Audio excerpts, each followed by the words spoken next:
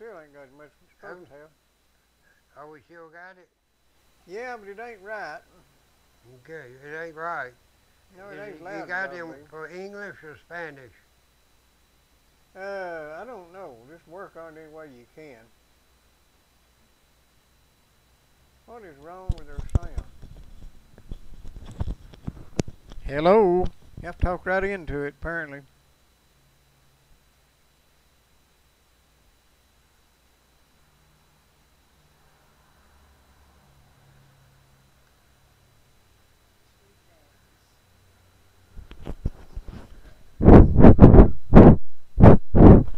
Well, I guess if we talk into the mic, we'll do it. I don't know. Well, I might be careful what I say then. You don't have to be too careful. It ain't coming through like it ought to. I don't want anybody to misunderstand me. Heavens forbid. So, you gonna call somebody to see if we're getting through? No, I don't know who to call.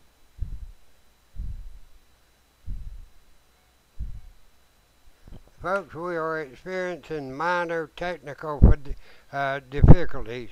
What happened? I got this thing, a free update to Windows 10, Uh-huh. and I took it, and evidently it's reset some of my stuff. I got to work on that, but we got it going right now. It just ain't as loud as it ought to be. All right. Well, I'm just dying to tell this raunchy and bad joke. Well, go ahead. It's working. Okay, all right, good. This actually happened the other day. I went to by the bank, see if they'd loan me any money, which the answer was, like it always is, no, we ain't gonna loan you no money. But I went up to the window, and I hadn't been by there in quite a while, and the teller there, she's real nice, and we kid and joke a great deal with me. And I had my ex-wife sitting in the passenger seat over there.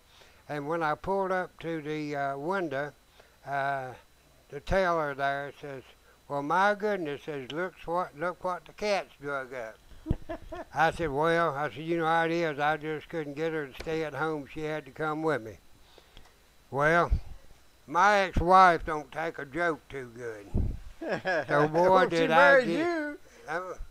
Yeah, well, boy, did I get it when I pulled off. I said, "Look, you remind me of this story I heard one time."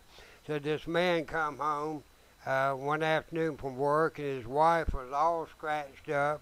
Her hair was all out of place, and her clothes were torn, and she was sat there, and he said, "Honey, what in the world happened to you?"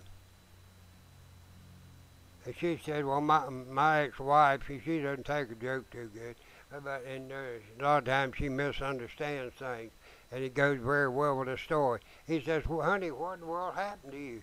He said, "Oh, that's old Mrs. Smith over there next door." He said, "Well, what happened? Y'all have always got along real good."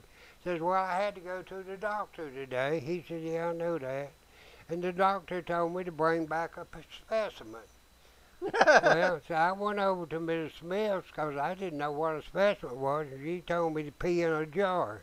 I told her to crap in her hat, and then first one thing led to another, and that's what happened. So that's about the way it is with the situation at the bank, where I turned the joke around a little bit, and which I'm bad to do. But we want to welcome you. If you got your earphones on now and you're listening to us, to the Wild Bob and Ronnie Show, coming from LaFollette, Tennessee, US of A. And you are watching UGTV.tv. Ugh. Yeah. Ugh. TV. Good old American term, Native American term. Indian. Indian. Yeah. What was anything wrong with saying Indian? I don't know. I remember Injun Joe. Yeah. What you got to call them if you don't call them Indians? I don't know. You can't call them Redskins anymore. And I don't know what can they call us, pale faces? Yeah, some people got real long faces. I just don't know about that, but I'm just thinking about everything that's going on in the world, that nothing seems to equate out and make any sense anymore. Because if you look at what happened up in Virginia, you had a black homosexual male to kill 2 white people. Now I think we ought to go burn all the white people's houses down, ransack a few CVS drugstores, blockade some streets, and shoot a couple policemen as a result of it. What do you think? Think that would be apropos? Well, that seems to be the way things are supposed to go. I I mean, would think so. what we need is a mayor that will say we need to let them vent. You remember that? Right. The woman that said we're going to have to let them vent, you know. Oh, yeah, you're going to have to give them a little space. Yeah. Yeah, okay. Let them tear up a few things. Right. Yeah, that's all right. So that's just property, you know. I mean, it happens to belong to somebody other than them, but that just happens to be property, you know. And so, yeah, we got a crazy situation out there.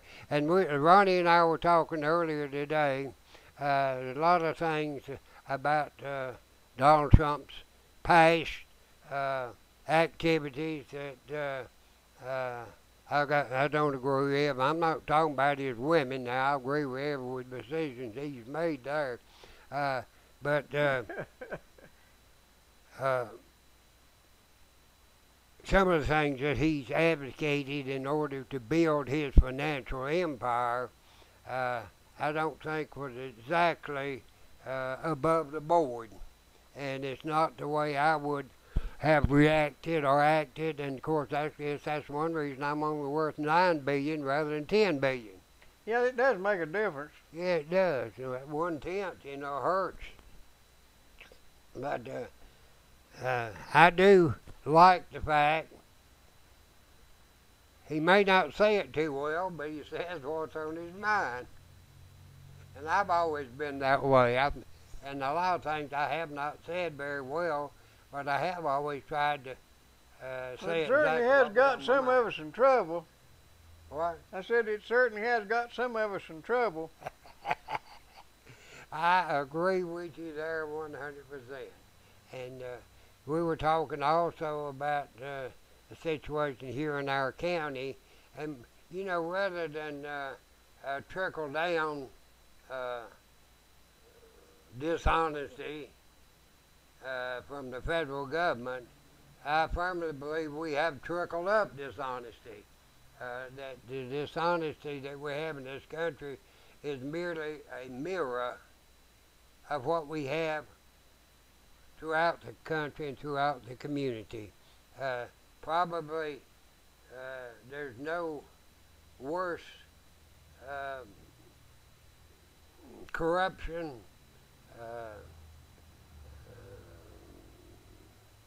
passing off favors to your buddy, crony capitalism, backing down in the face of what the people want than in local government.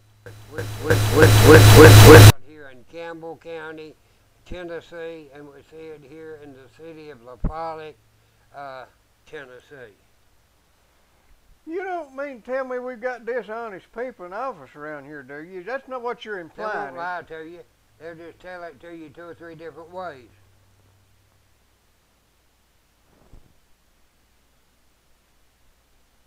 Keep telling it to you till you're satisfied, huh? Yeah, they'll tell it to you till you hear what you're wanting to hear, you know. And it's just like all these guys, you know. I am so much in love with the principles of the Republican Party, because I believe this is a republic, or it was intended as a republic, and we have not done a very good job of keeping it as a republic. But I believe in the Republican form of government, and it seems that all these guys run, their platform is designed to enhance their love of the Republican principles, but when they get to Washington, it just evaporates. It's to enhance themselves then. Well, yeah, then it becomes, how do I get reelected, or how do I hire more of my relatives or my political cronies? The heck whether it's good for the country or not. How do I get this done and put a little more money in my pocket? You know it's going to frost in a couple of weeks, don't you? Let's see, today is what? This is the 28th day of August. August. So you say it's gonna happen somewhere around about the 9th of September. 9th up through the 9th or what?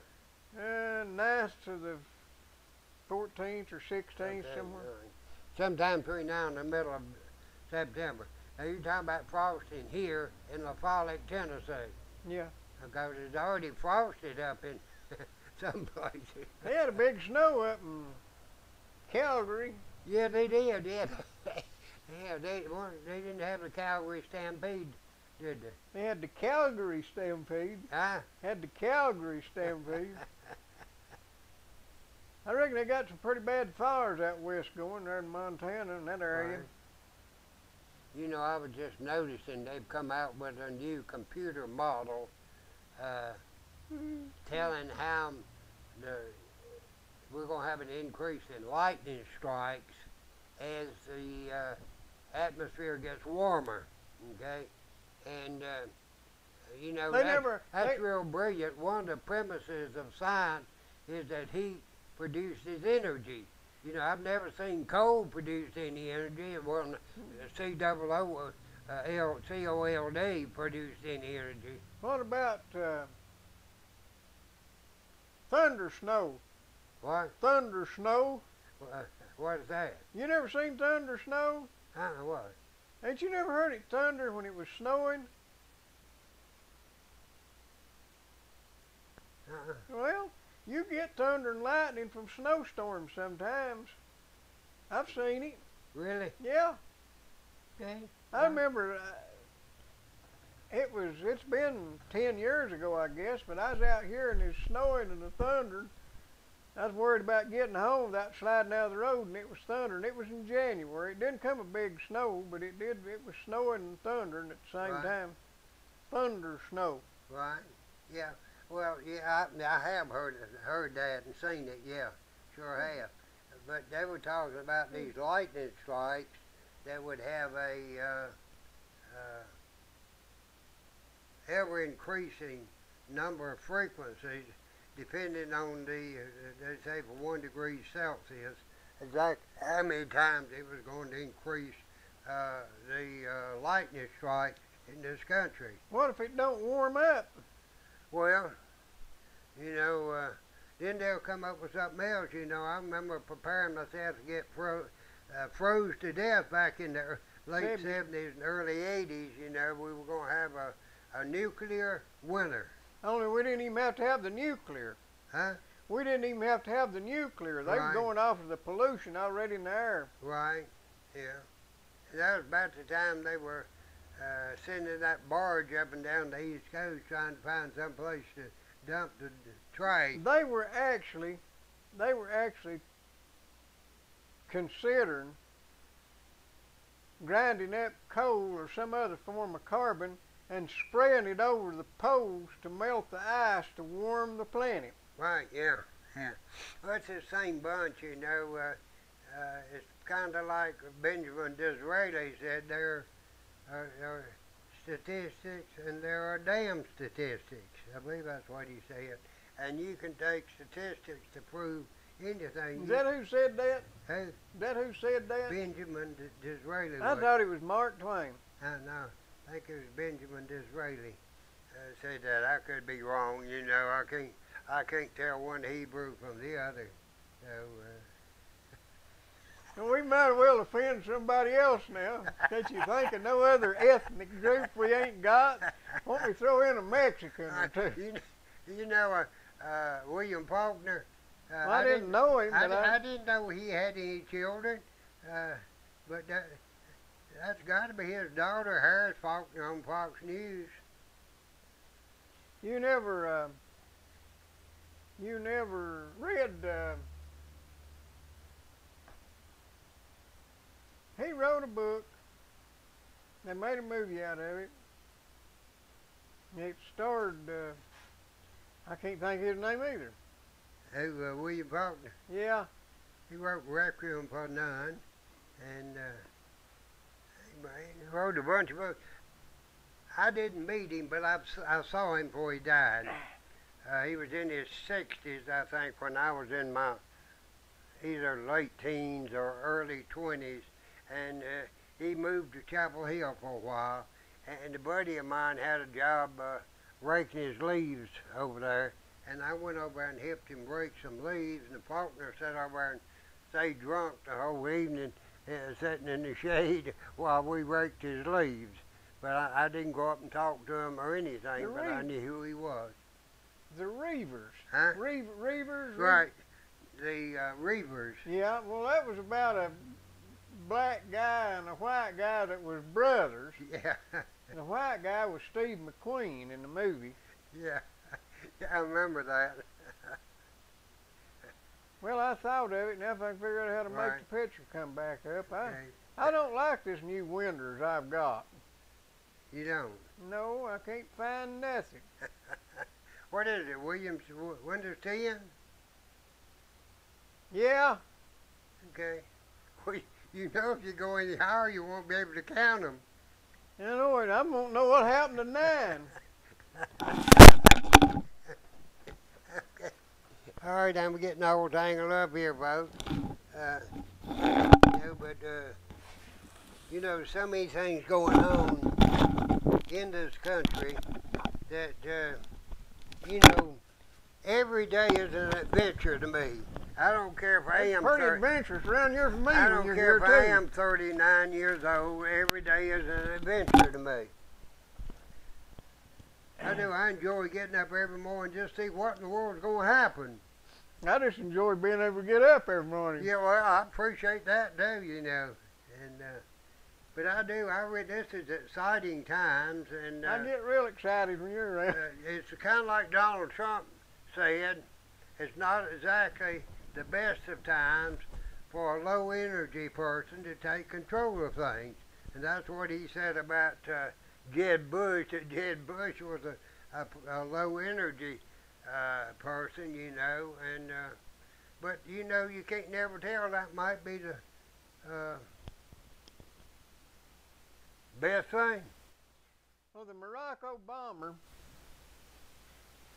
he don't ever say anything. He don't ever finish a sentence. He always starts off looking his way through the sentence and throws in 3 or 4 ahs, kind of like Ted Turner, before he gets to the end. That way he's done thought out if he's saying anything wrong. And he don't ever speak his mind. He speaks what he thinks he's supposed to say. You have to have one to speak from. Well, yeah. Well, I don't know. Look, he got elected twice. He's pretty smart. I don't know whether that was due to his brilliance or other people's ignorance. Well, he's smart enough to outsmart them. Well, I don't, they were dumb enough to outsmart themselves. Well, he had help, yeah.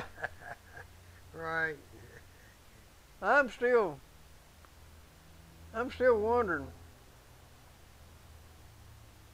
why in the world you ever elect somebody that's never had any experience. But I mean, I understand he was our first our first African American, half African American president. The other half was just a plain old white guy. Right. Is it okay to say white? You ain't supposed to say black. I don't know. I really don't. It don't bother me. I don't never think about it. You know, say what I won't do. I keep wanting to have a Miss White USA and a American Caucasian college fund and well, I tell you, you know, we were talking about earlier about I don't know whether we had sound in or not. We were talking about the shooting up in Virginia, and incidentally, I might mention one of my first cousins from that was his last name was Pursley, owned the majority of stock in that radio station at one time. television. Well, it was a radio station Okay. first, okay, and then he went into television. It was he owned the majority stop at the television station when they opened it up.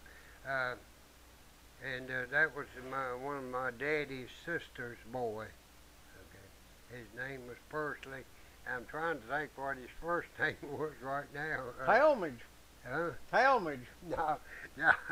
Talmadge comes from the Campbell side. Oh. But he later became the head of the Virginia Highway Department. No, kickbacks. Yeah, payback. Yeah.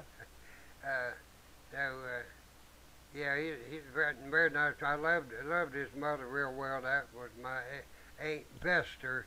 She's the one that ran away with the circus performer who became a very, very fine person. He was a very fine person. Anyhow, he was a very accomplished musician.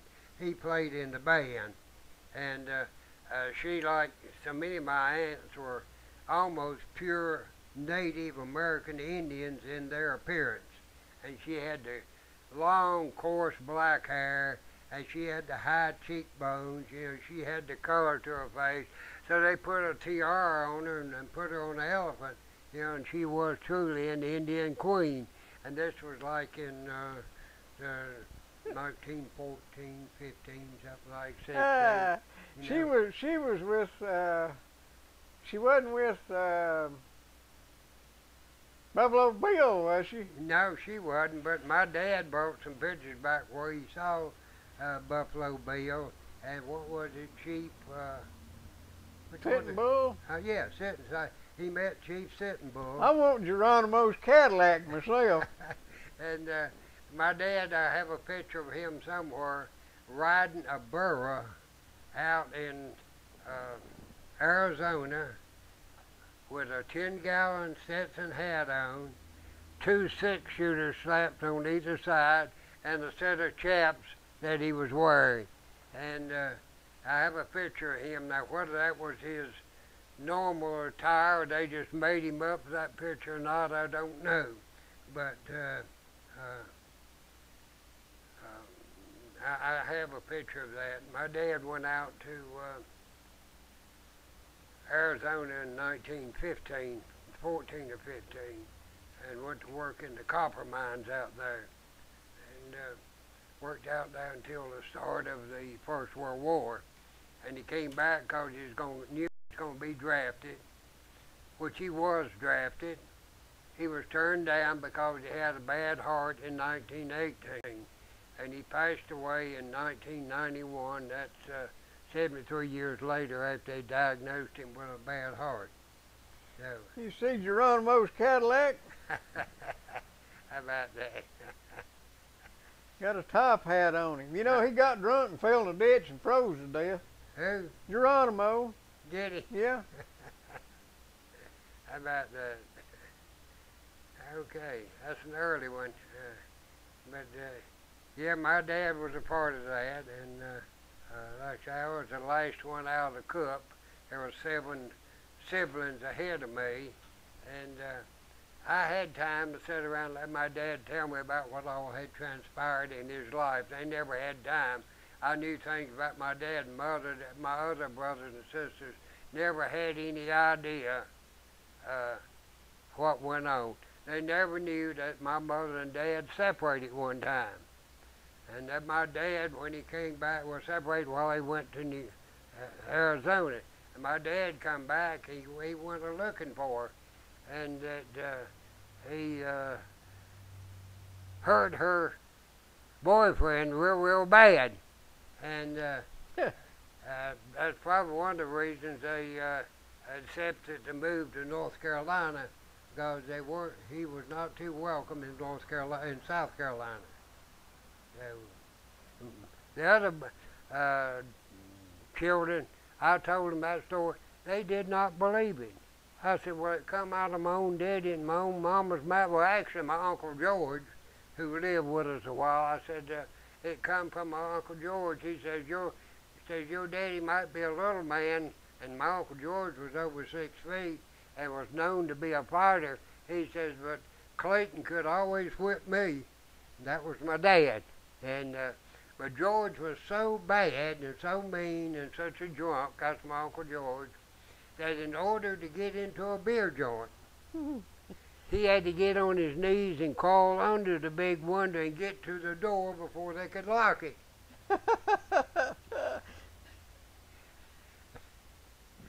And then how did he turn out? Did they shoot him? Who, my Uncle George? Uncle George. No, I tell you, he died from drinking. He died at my dad's house, and I'm the one that found him in there, stiff as a board. But my Uncle George was not a well-educated person, and they had a tavern over there close, not too far. I guess it'd be from where we live, probably about 4 miles. And it was called Chuckle Inn.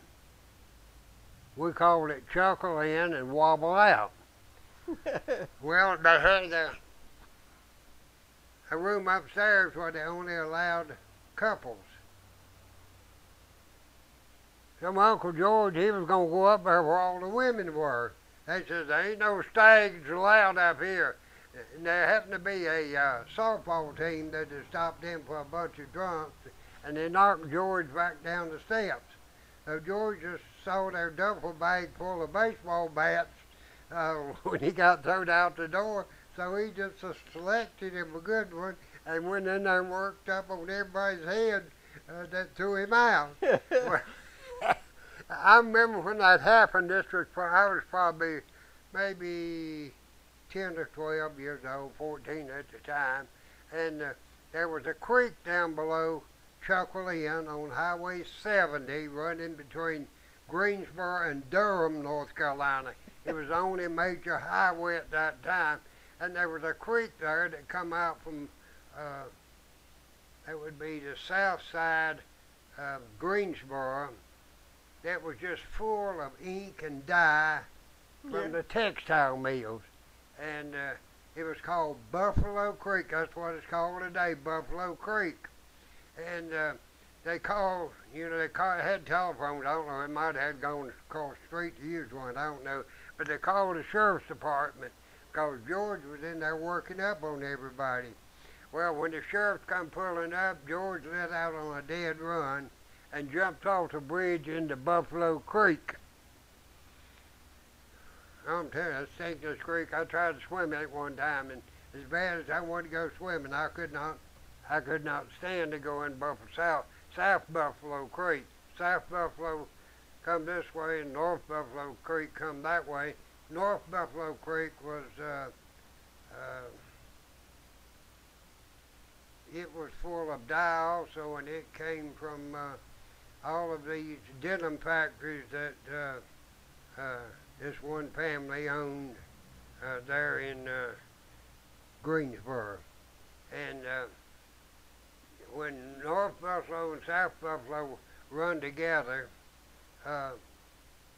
it was quite a mess.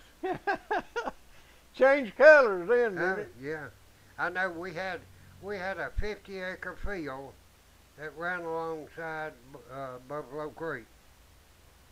And that's a 50-acre field that my dad would put me in with two teams, and a one-row cultivator that I rode. Now, he did buy me a one-row cultivator to ride, and my dad always worked at public work, but he always left us enough work to do for a grown man for 2 days. And then if I didn't get it done, I knew I had to do it the next day. But I would go in that field with a team of mules and had a team of horses, and we would go one time to each row, straddle that row, and I forget how many days it took me to plow that to cultivate that 50-acre field. But we did it 2 or 3 times because being along the creek bank had a little bit of Johnson grass in it, and so we had to keep the ground stirred so that Johnson grass would grow better. Yeah, it does. You spread it that way I know too. that. But I found out there's 2 ways to get rid of it. Move Huh? Die and move?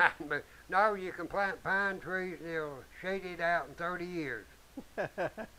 Or I'll tell you another way. I planted a field of Johnson grass with sweet potatoes. And had a good crop of sweet potatoes. I went down there and, I plowed most of them out. I gathered all the nice ones and ones that were cut up. You didn't have none of them Johnson grass roots growing through them? Yeah, of course. You had Johnson grass going plumb through a lot of those potatoes.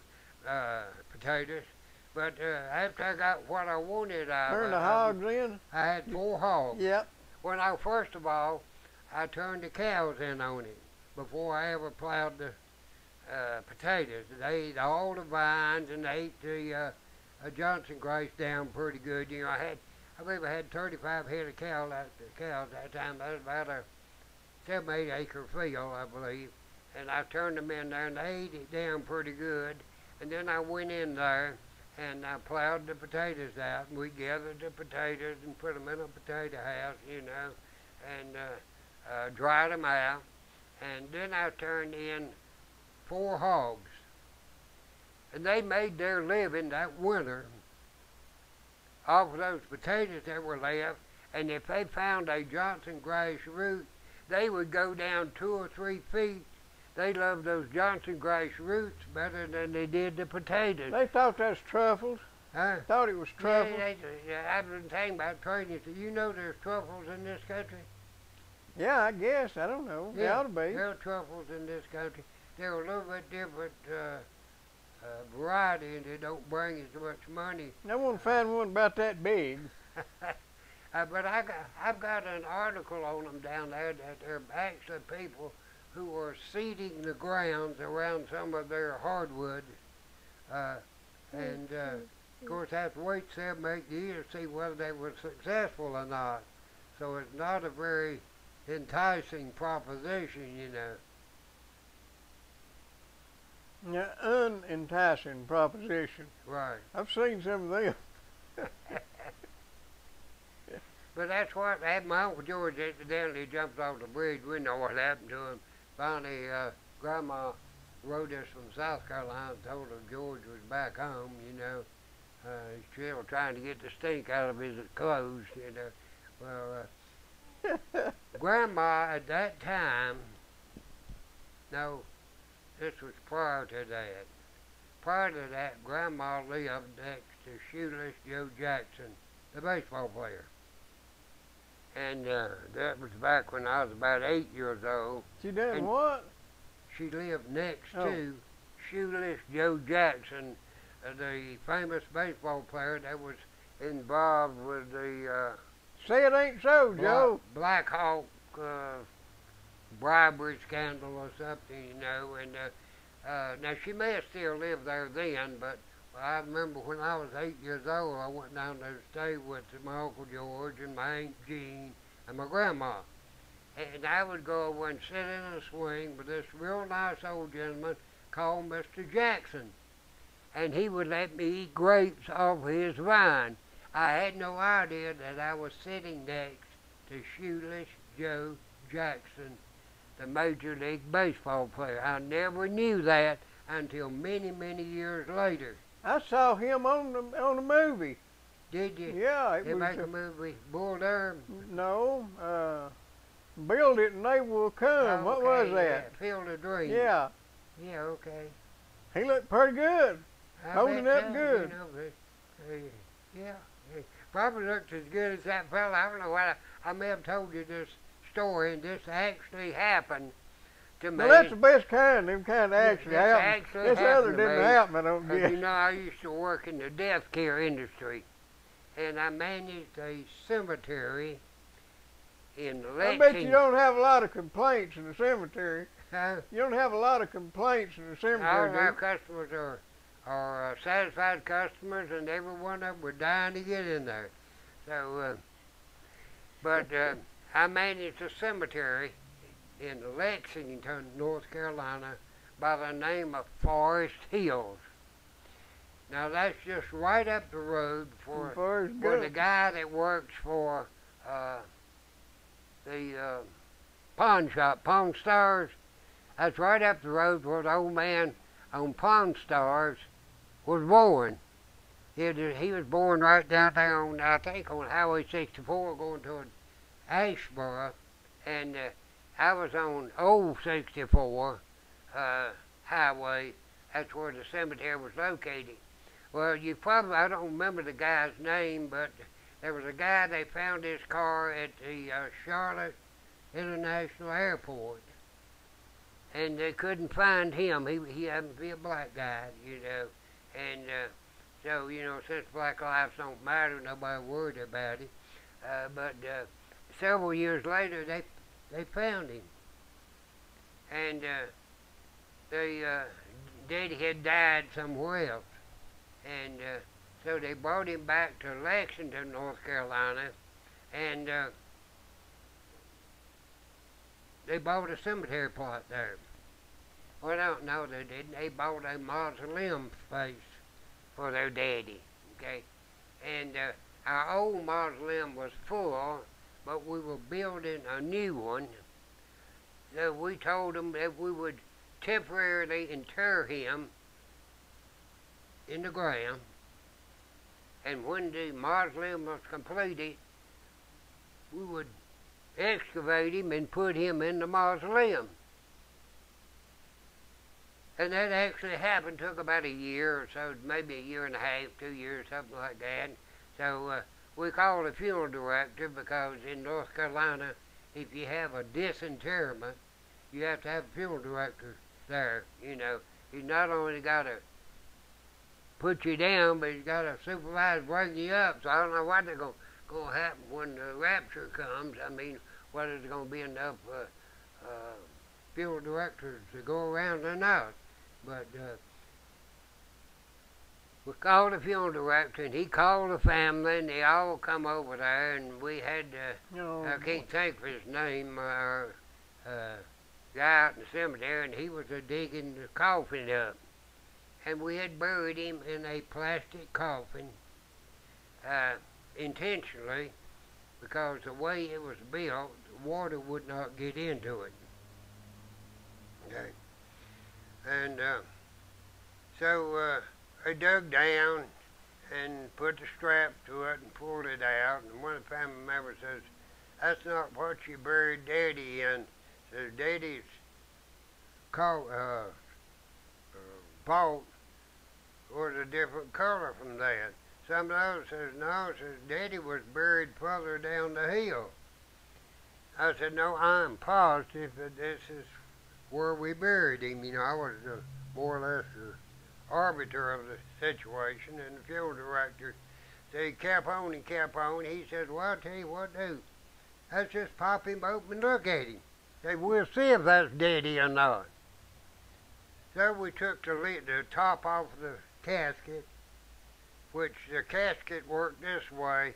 If you ever took a empty glass and turned it over in a sink, and it will not fill up with water because the air will keep it out. Well, that's what the theory was with this casket, where it had a lid that fit down over and up a raised portion of the vault.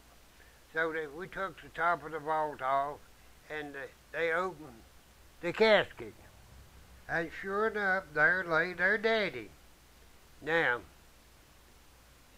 I was surprised, really. I looked at him too. I didn't see the man. I didn't go to the funeral, and I don't remember whether they had him open at the 10th service or not. I just don't remember, because they were going to have a service when they put him in the mausoleum anyhow. I looked at him, and so help me, this is the honest truth. If you had took that man and stood him up on the street corner, if a woman come by and liked a man that didn't talk too much, she would have gone off with him.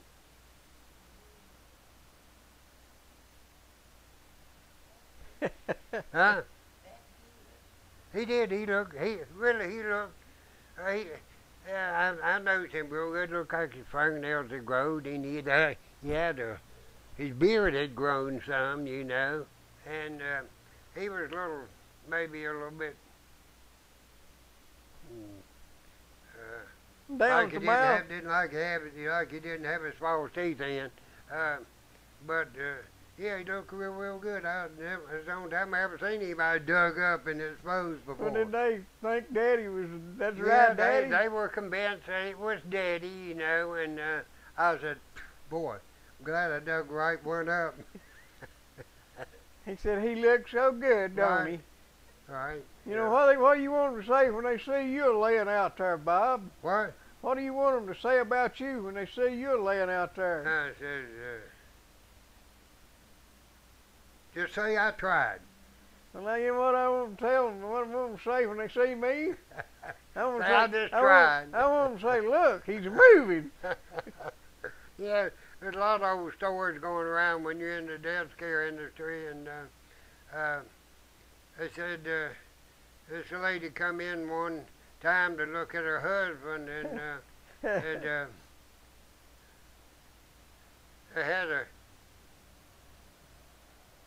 one guy in one casket, a young guy who had got killed in a fight on Saturday night. Then they had the older gentleman over here. He was dressed in a white sport coat and a pink shirt and a black tie, and you know, and they had her husband over here dressed in a solid blue suit and everything.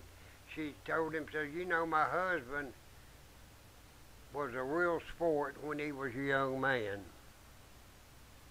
Said, I'm just wondering if you could change his clothes and dress him like the gentleman in the casket next to him. The funeral director says, I'd be delighted to do that. Said, if you'll come back in about a half hour, says, we'll have him dressed up for you. So she left. The funeral director says, hey, Charlie, says, come out here and change the head on these two corpses. So, Oh, wow. it's not quite that bad, folks. I'm just, most of you are, They got a problem. Some down there in Chattanooga again. Somebody's mausoleum is stinking. Yeah. well, you know, Need to throw a little lime in it or something. well, they got a potion they put in there. It's a pack of stuff that's supposed to keep that thing aerated until it's very hot in those crypts and everything, until all the juices have got out, and there's little drainage holes in every one of those mausoleum crypts for the juices to drain out of. Okay, I'm serious, and I'm giving you the inside story, folks. And, Well, the same thing happens in the ground. They've got a prepared packet they're supposed to put in there, but a lot of times these managers of these cemeteries, and I worked for one that was that way, and I told him one time right before I got fired that if I owned that cemetery, I'd take a stick, run him plumb across the road right now, and if he had anything personal, I'd send it over there in the front of the backhoe bucket. And he was just about that, I don't know what you call it, but he got the stinking into a magnificent old mausoleum at Guilford Memorial Park. And they had to go in there, and they had to put white lime, in those crypts, because he had not bought what was needed to go in them when the person was put in there. And I'm glad I ain't in the the death care business. you know, I used to call myself, the little radio or television show, wasn't it? I called myself the White Lime Spreader. Yeah. Yeah, 'cause I was trying to cover up all the crap that Cliff Jennings was putting out, and I named myself the White Lime Spreader. Yeah, that was right before the final shoe fell, I think. I think I've got over it more than Cliff Jennings and David Young have. Cliff's running for county mayor, I bet you. I think he is. That's the reason he's fighting this tax increase. We'll have to make sure that does not happen. I'll just move. Huh? I'll just move. Right. Well, You was talking about Diggers. He got any propane left? I bet he does. You know, I was down by there today, and like I say, he's got the War Department down there keeping tabs on him. And I don't know whether Digger's being promiscuous or exactly what the situation is, but she's been down there with him, and that's good. You know, she's the one that put all that weight on Digger, too, with that fine cooking she does. But, Digger's lost that weight. huh? Digger's lost that weight. Has he? Okay, I haven't been in there in several weeks, okay. So, that's, Digger's got propane. Digger can take care of you down there in Sawmill Hollow right in the middle of the road. 562-5444 for all your propane needs. 562-5444. I thought it was 5444. 562-5444 is, Okay, well, I always get that confused with that there. I don't get confused with the mayor's office. I get confused with that place where you get hauled around. What is it? 562-9370. I believe that's the ambulance people, ain't it? that's the place that delivers them to that person that I've been talking about. Yeah, he delivers. No, he don't. They deliver them to the hospital and deliver them to the nursing homes. That's their main business. 562-9370. That's Vital Care Medical Transport, a locally owned firm, has over 40 years experience, employs 20 people, pays taxes into this community, into this county, and into this city, and the city won't even call them any business. They give all the business to the county ambulance service, which is, I think, if I'm putting reliance on what Jerry Kidd has said, somewhere right around $2 million a year that our ambulance service is costing us. I don't know about that. I read they had to appropriate $300,000 to make up the shortfall.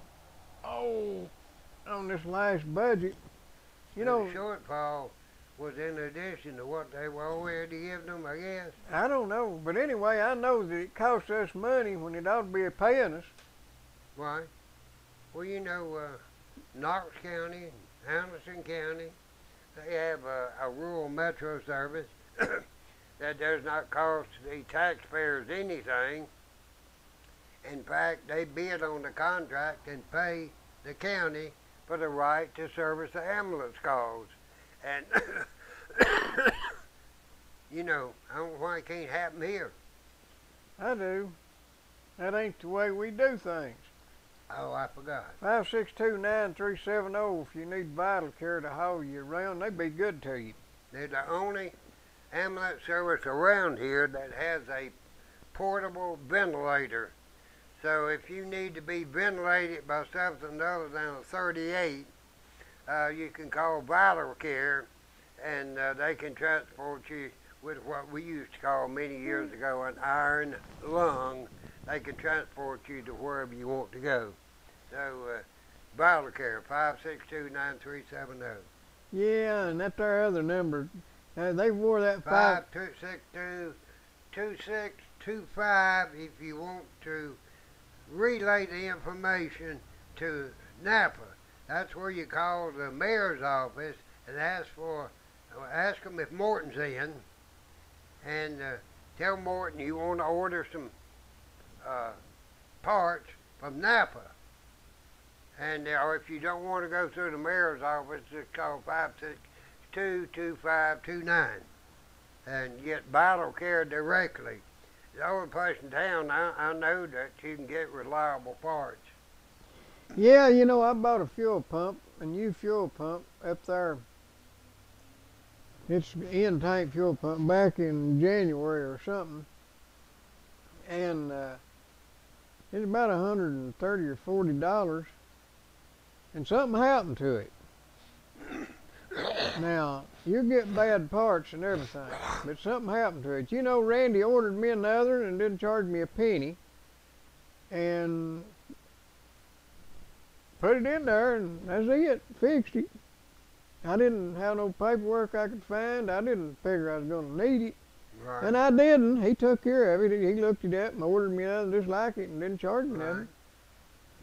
Well, that's hard to beat. They don't do like I do on them guarantees I make. No, leave town. You know, I might Close guarantee up. I'll tell you, you know what a guarantee is, don't you?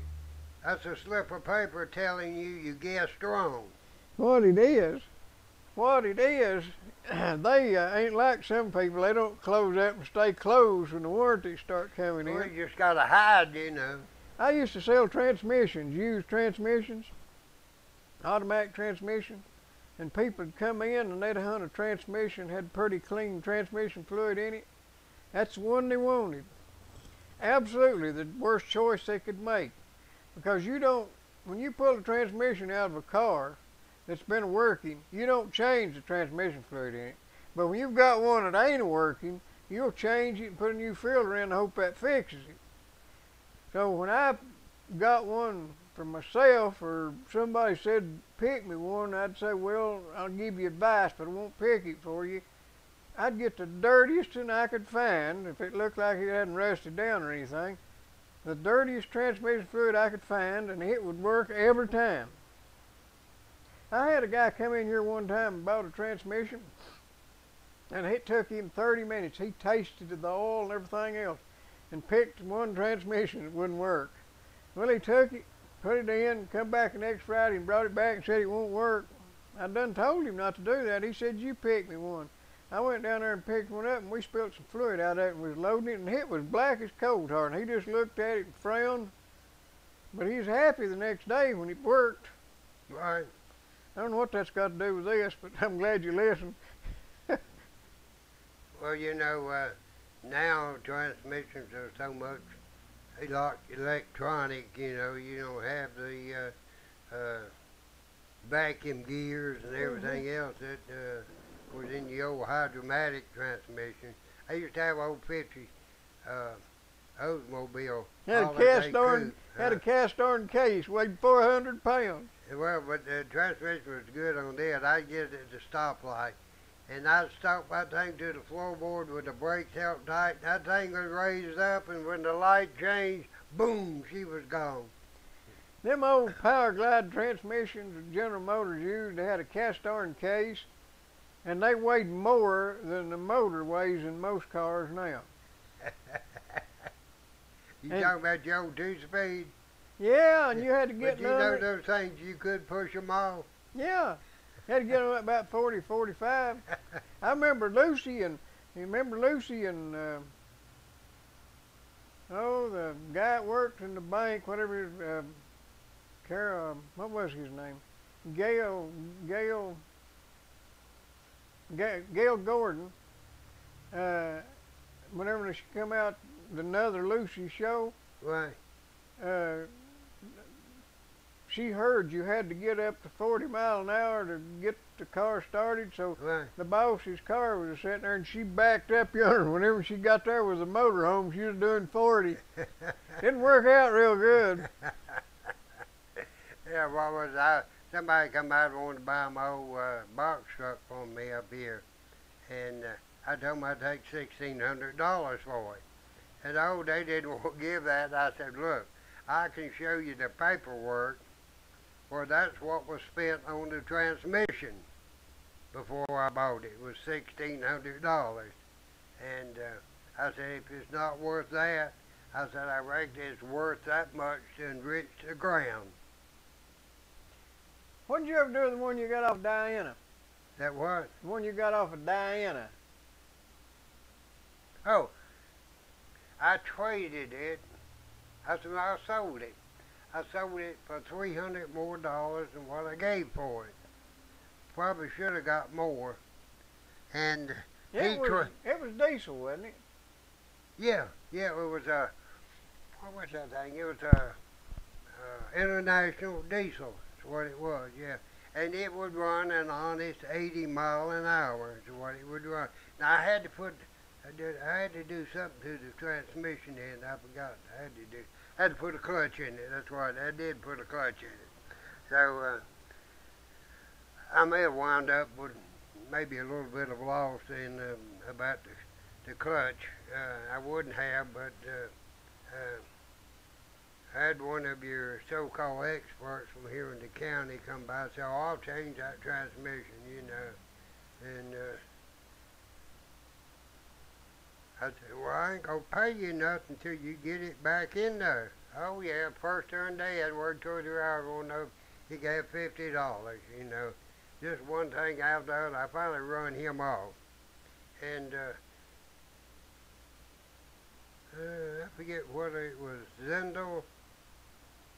Maybe it was Zendel got that clutch and transmission put back in there. Maybe it was. It was.